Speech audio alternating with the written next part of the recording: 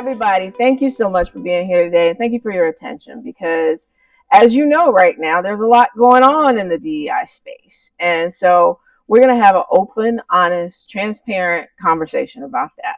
And my presentation is relatively short because I want to have time for open discussion. So if you've got thoughts, if you've got questions, then we're going to have time to talk about that, okay?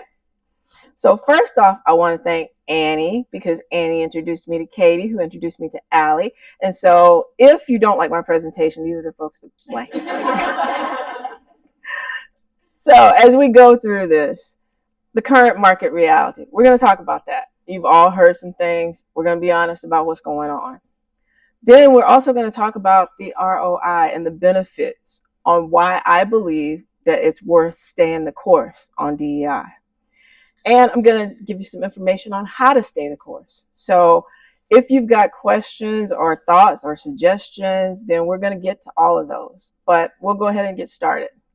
So you see these icons up here for companies.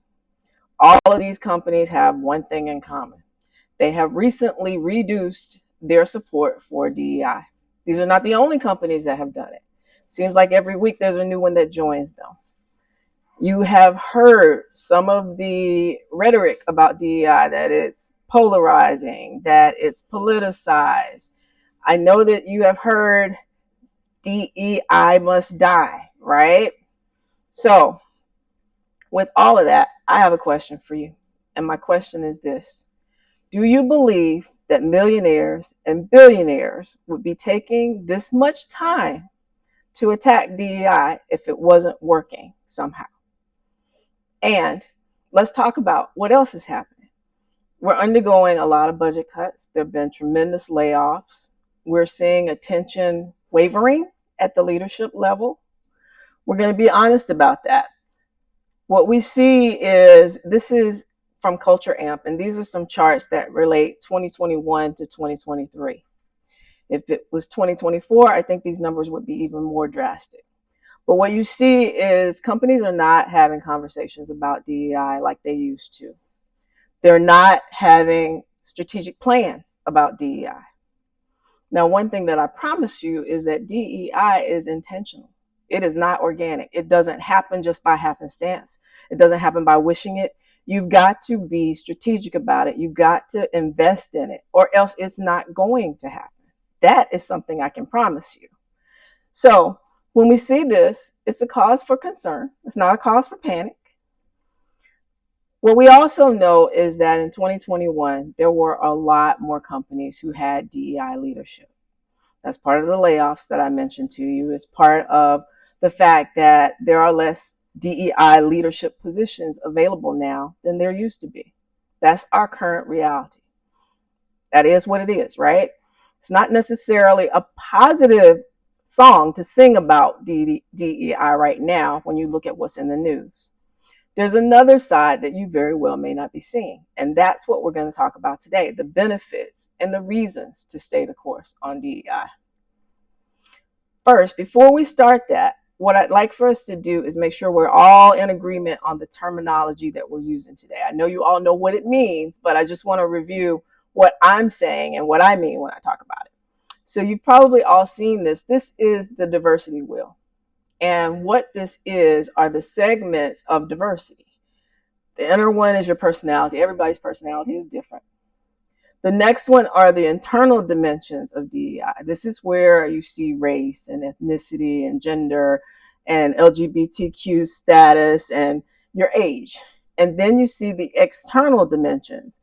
And these can change, but you see a lot more happening about mothers in the workforce these days. You know, you're seeing a lot more policies that don't necessarily advance that. That is also diversity. And you see religion, educational background, their organizational dimensions. Are you in management? Are you in a union? What's your seniority? So all of these are aspects of diversity. And everyone fits into some aspect of diversity. What you hear a lot of times is people say diversity and they make that terminology not so positive. And when they do that, what they typically are referring to are the historically marginalized groups out of diversity. And those are people of color, people with disabilities, women, the LGBT community. And so when we speak about diversity, I want you to understand the difference. One, everybody fits into it. When you hear the rhetoric, for the most part, you're talking about the historically marginalized groups. Is that chart like commonly known? I've never seen that before. You've never seen it? Okay. I love that because I'm making this argument all the time for the funding aspect. Have the rest of y'all seen that? No. So I'm happy to share it with you, but this is called the diversity wheel, and if you Google it, it'll come up. Awesome. So one of the other aspects when you talk about D, E, and I want us to be on one accord with what I mean with the I and the E. So inclusion is basically, do you have the power to raise your voice in your organization? Can you respectfully disagree with what the room may be saying? And are you in an environment where you feel welcome? Do you feel valued? Because it makes a tremendous difference in how we show up for work, no matter who we are. Inclusion means everybody. It doesn't just mean historically marginalized people. Everybody wants to feel included in their organization. Equity is, do we have policies and procedures that help everyone be able to achieve the goal? So I want you to look at this down at the bottom here, because there's a lot of conversations about equality versus equity. And if our business goal is that everyone be able to enjoy the game, what you see with equality is there's a tall person standing on a box that he probably doesn't need. You see a little girl standing on a box and she still can't see. You see a person in a wheelchair who can't see either. That's equality. You gave everyone the exact same thing. Now, the reason why that doesn't work is we don't live in a world where everyone is the exact same. When you say equity, what you mean is you're going to give people what they need to be successful. And with equity, the guy didn't need a box, so he's not standing on one. The little girl needed 2 boxes, so now she can see the game. The person with the wheelchair needed a ramp to see the game. Now your business goal of everybody enjoying the game can be achieved because you've given equity, right? And so I think you're probably all aware, SHRM made a big stink because they took equity out of what they were saying. And so I've never had a conversation with the leadership of SHRM. I want to be clear about that. But I want you to understand all 3 of these are different. They need to exist together, because when you have diversity and you don't have equitable policies, what you've got, or what you can end up with, is all your diversity is on the front line. But as you look up an organization, you don't find it. And you can find organizations like that, right? Where the entire top layer and the layer below that and the layer below that all look the same. That's what happens when you don't have equitable policies, when you don't have equitable opportunities for development. You don't end up with diversity throughout the organization, because it must be intentional, right? We have to make that intentional. And so the other part under equity that I want to draw your attention to is equitable access, opportunities, and outcomes come from dismantling the systems that prevent that. And if you don't dismantle the system, you get a temporary fix. You get a temporary rise in diversity. You get a temporary feeling of inclusion, but it doesn't last, because if you don't change the system that prevented you from getting diversity, from having inclusion, it's going to revert back to what it was, right? You're only going to get a temporary bump. So in business, DEI can show up 3 different ways. That's how we measure it: with your workforce, in the workplace, and in the marketplace. Your workforce is your talent. That's your people. How do you develop them? How do you recruit them? How do you have succession planning? Are you taking into account diversity when you do that? Workplace, here's your policies. Here's your training. Here's your ERGs.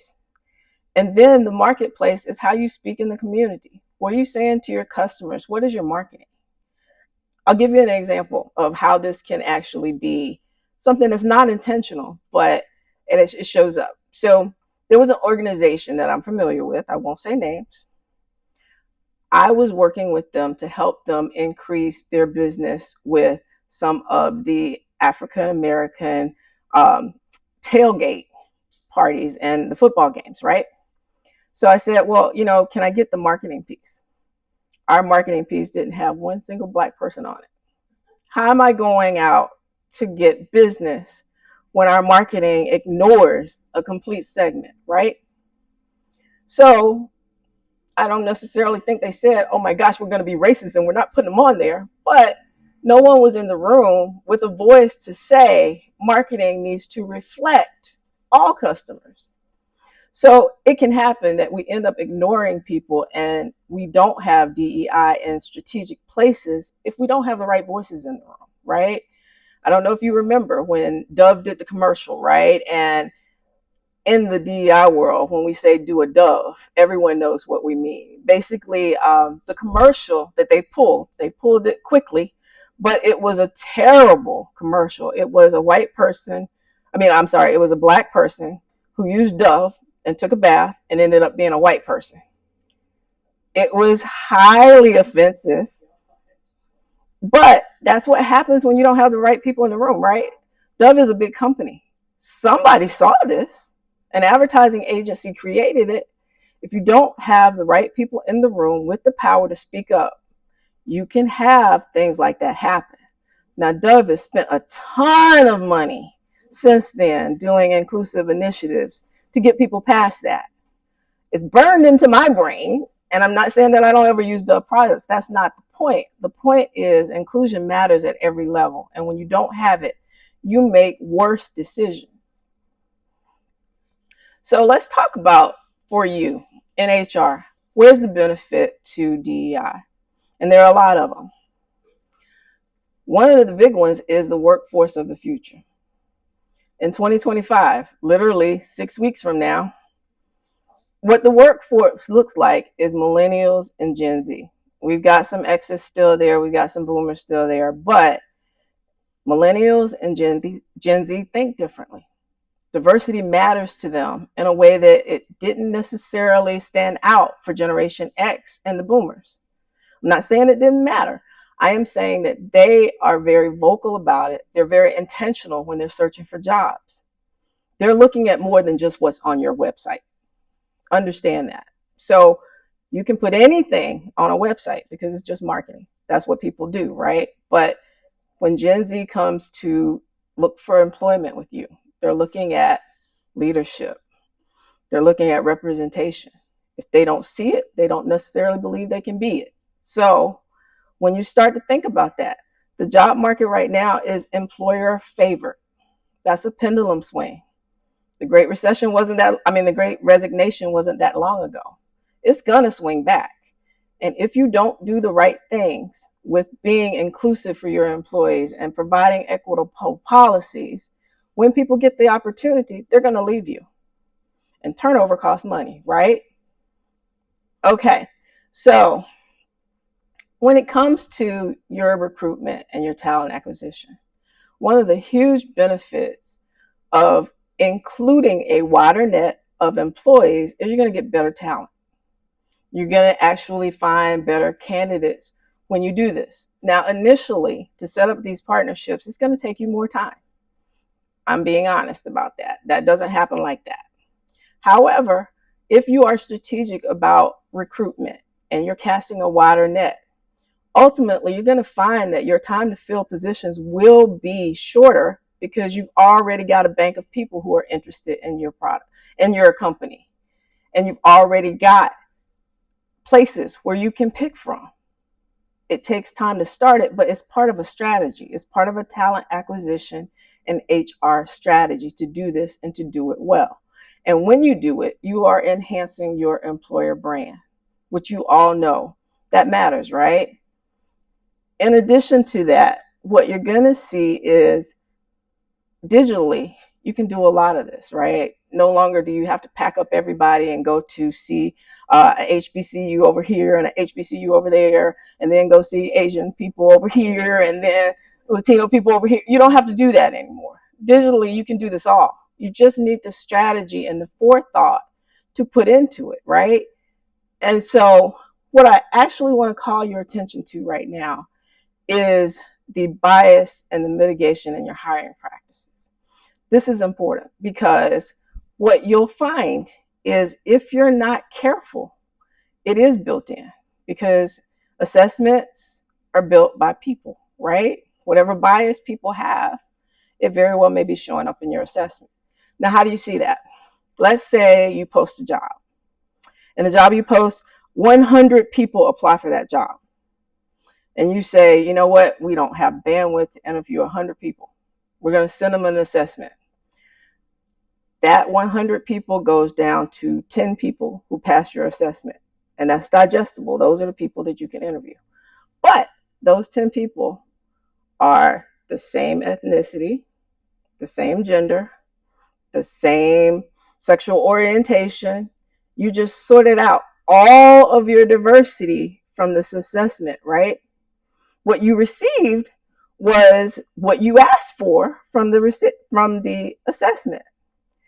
If that is a case that is happening for you, we got to go back and we got to look at what we're doing that very well may not yield what we wanted to have happen. And I've seen that at different companies, because they'll say, well, we just don't get a lot of people who are diverse applying with us. Talent is equally distributed. Opportunity is not. So if you don't have people, what practices are you doing that may not be leading to what you want to have happen? So let's look at how we're doing our hiring process.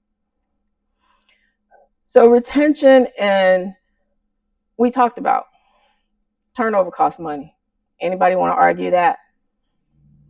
It's money, right? It's expensive to hire people. It's expensive to replace people. It's expensive because now I have to do the job that this person didn't do, and now my morale is going down the tank, and I'm mad about it. It's lost productivity, it's lost efficiency. Turnover costs money. Inclusion is the way to say to your employees, we care about you, we appreciate you, we value you. Inclusion is for everyone. And so building that culture is not done overnight, but it is worth your time to do it, because you're going to retain your talent that way. Transparent hiring practices are going to be able to help you retain people. If I want a promotion, but I'm not really sure how people get one because I've seen everybody else get one, but I don't know what I'm supposed to do, how engaged am I? How included do I feel? Do I think we have equitable practices, whether we do or not? If I don't know what they are, how much do I trust in the organization, right? Be transparent with what it takes to get promoted. And that means that we've got to train our managers to have some hard conversations. Not everybody is promotable. That's the truth, right? Not everybody is going to be a vice president. We got to be ready to say that. We got to give people real feedback. Okay, I just don't know that you have what it takes right now. You're going to need to build these skills, and it takes time to build these skills. Let's have some hard conversations, but don't hide how people get promoted, because that doesn't build trust in your organization. And mentorship programs. So mentorship and sponsorship are very important. Mentorship is a term that everybody understands, and people have a lot of mentors. What we need to build are sponsorships, right? Who's going to speak for you in the room that you're not in, or your people are not in?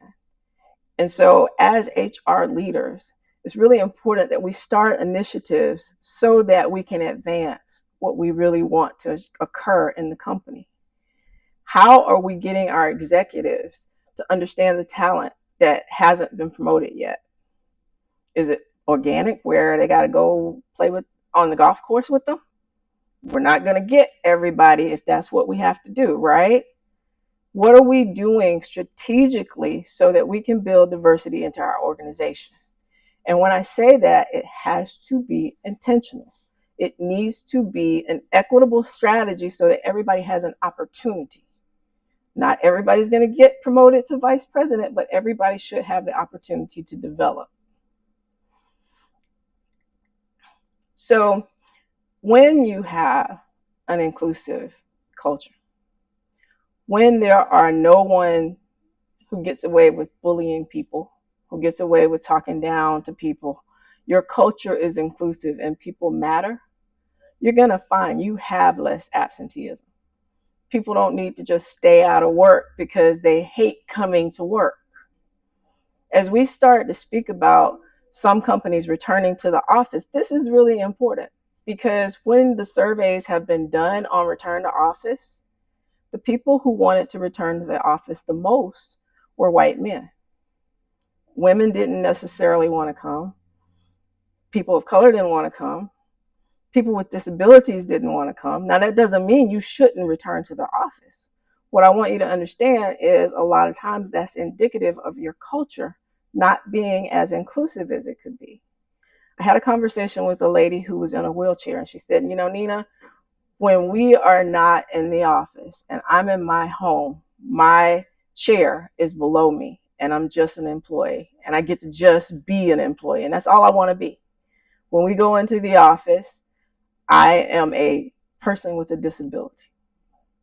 Now, maybe you never thought about that, but what I'm saying, in an inclusive culture, let's think about that. How do we help people to feel included so that they don't show up as just another marginalized person? Nobody wants to be that. No one wants to be a token, no matter what you are. So how do we build this culture? And also the geographic bias that can exist. If we have a hybrid culture, how do we make sure that it's not just the people who actually come into the office that are considered for promotions, that are getting higher ratings? How do we make sure that the people who work remotely, who very seldom come into the office, actually get the raises, they get thought about for development opportunities? What are we doing to make sure that our culture is inclusive of those human beings? Now, business impact. This is something you've probably seen before. And what I want you to do is don't get married to the percentages here, because not every company realizes them at this impact. But what I do know for a fact is that diverse teams make better decisions because you're bringing your experience, and it's a different experience, so your discussion takes place. So you're going to see better financial impact. You're going to see higher profits. You are going to see more innovation with diverse teams. And that's a win-win for any business. Private equity, public businesses, startups, everybody needs that. Everybody wants that. That's why businesses are in business. Okay, so there it is right here. So diverse teams make better decisions 87% of the time. That's important. And the reason that we say that is because we all think differently, right? I am different from anybody else in this room. As we sit down and we talk about something, if I feel I have the power to raise my voice and say, hey, have we thought about, maybe nobody else thought about it, you know, and it keeps us from making a product mistake or a strategic mistake. That's the benefit of inclusion. So this chart just really brings together everything else that we've discussed, that your baseline group of people who don't have inclusive cultures versus inclusive cultures in the green. You see financial targets, innovation, and performance all increase with that. And so I mentioned my presentation was going to be relatively short. Before I let you go, let's talk about how you get there. So to make DEI successful, what you got to know is why you want it in your organization, right? And your why becomes what you need everyone to invest in. Now, for me, I've always been corporate America. I've always been one of the lonely onlys in the room. I have an intrinsic reason. That's not a business reason to do it, right? Businesses exist to make money. They do a lot of other good things, but the real reason is to make money. And if they don't make money, they won't be there. So they have to make money. We've got to be able to give it to businesses in a way that they understand. Turnover costs money. Innovation brings money. You know, so we've got to be able to speak to them the way that they understand it.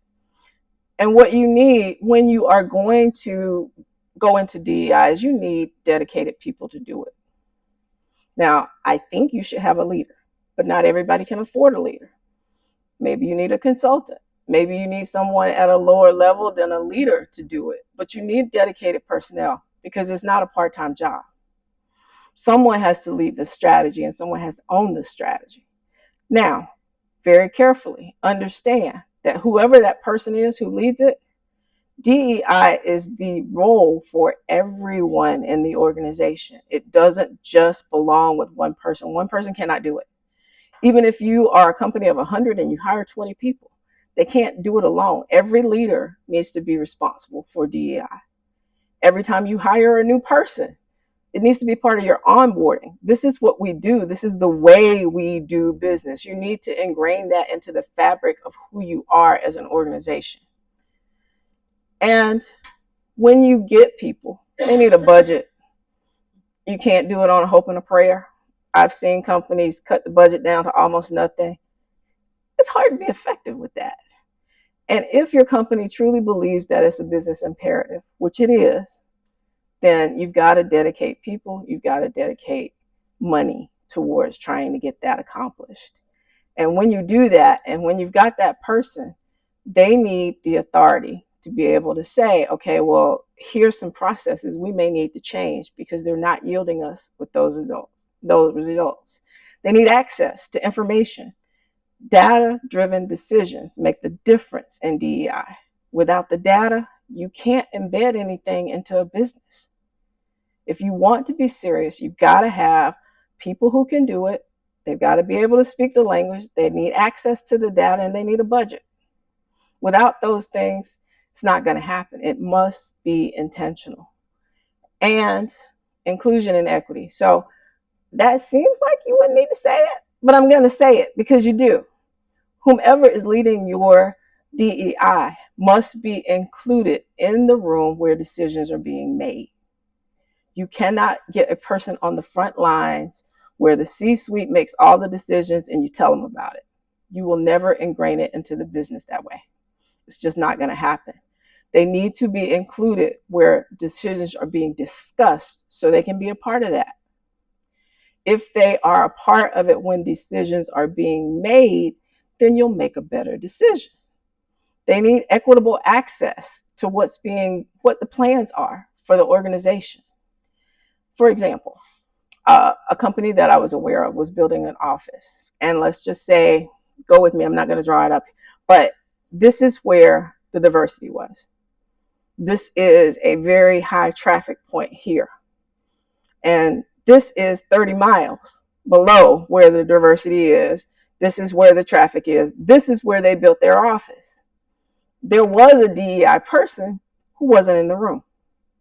Now, when you're trying to attract diversity, what have you just done? Doesn't mean that they wouldn't have still built the office. Doesn't mean that building the office is just absolutely wrong. But if we can entertain the conversation and it is part of our strategic outlook, then at least we know we are building this so that we are really going to make this challenging for us to attract diversity from 30 miles away through a major traffic area. Okay, so partnering with legal and HR. I would love to tell you that the legal battles concerning diversity, equity, and inclusion are going to stop. Robbie Starbuck has already written a letter saying, I took a pause for the election, but I'll be back. He's not going to stop. Companies are still going to see him attacking them in the HRC campaign and a lot of the other things that he's written to these companies. I've never seen his personal letter to them, but he's not going to stop. So when we do DEI, and there are reasons to do it that we just discussed, we need to partner with our legal team. We need to be partnering with our DEI person, and as HR, the three of you together can build what will be sustainable for the business and for your employees and for your organization. And that's how we have to do it so that we can remain. And don't be afraid to bring in outside support. If you need consultants, bring in consultants.